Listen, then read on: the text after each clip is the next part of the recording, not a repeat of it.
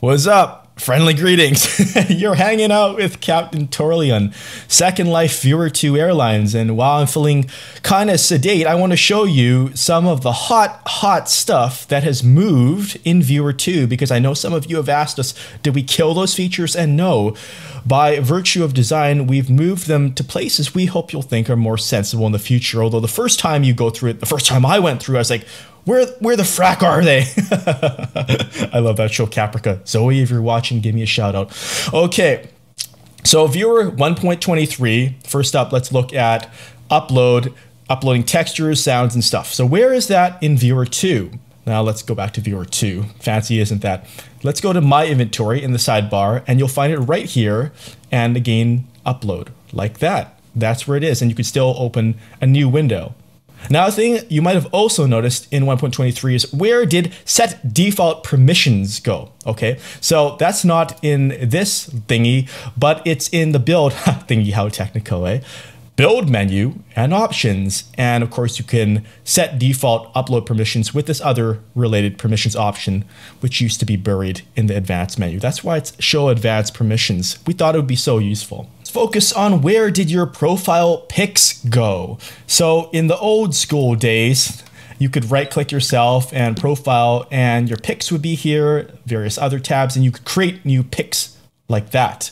However, in Second Life Viewer 2, the functionality has moved here, my profile, and this is where my pics is. And if you click this plus button, this is what you use to create, as you can see, a new pic. Notice this common convention of when there are arrows, it means you can get more information about something within the sidebar. And notice with this pic as well, you can go ahead and edit it.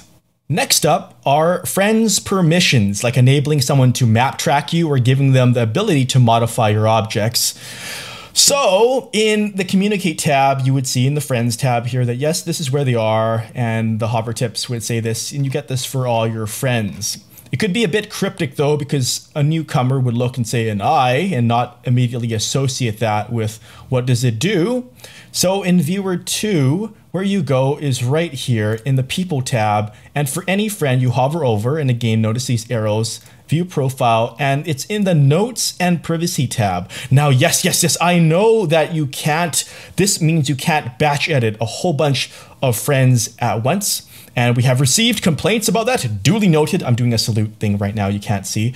We're gonna dig deeper into that.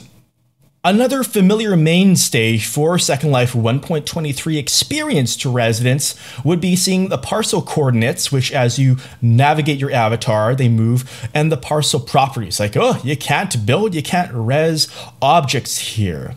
And by default in Viewer 2, that is not shown, but the reason why I can have this shown here is because right click on the location bar like this, and see I have a show parcel properties on. If it was off, it would save some space, but it would not show those. And I can also show the coordinates, because then when I click in world, the coordinates are right there. The part of the reasoning behind this is because if you show more information, then it explains these at a glance. Okie dokie. Next up are the media controls. So they used to be found in the bottom right by here for setting volumes of media and stuff like that. We've since introduced shared media. So in SL Viewer 2, you find them right up here. There's a little play thing, and it's a bit hard to find at first, but it's next to the speaker icon, which doth make sense, and you can expand more. And if you do want to see all the volume levels, you click here. And I know some of you have remarked, I don't want to go and open the preferences. It's a whole extra step. That's another thing we are closely looking at. Who likes a cornucopia of miscellanea? I sure do. Okay, dokie. Now, what I mean by that is there's a whole bunch of shortcuts, like close all windows. Say you have this and that open. You can go and close all windows, and you may miss that in Viewer 2. Like, where did that convenience go? Well, the good news is you can actually activate a lot of those shortcuts without it being in a window.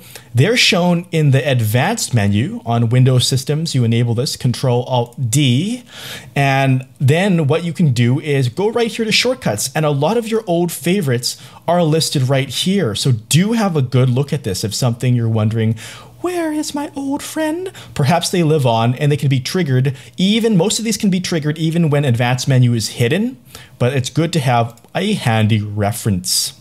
On a final note for now, the same can be said for view, and notice the statistics bar coupled with, let me move, don't be so shy, and help the lag meter.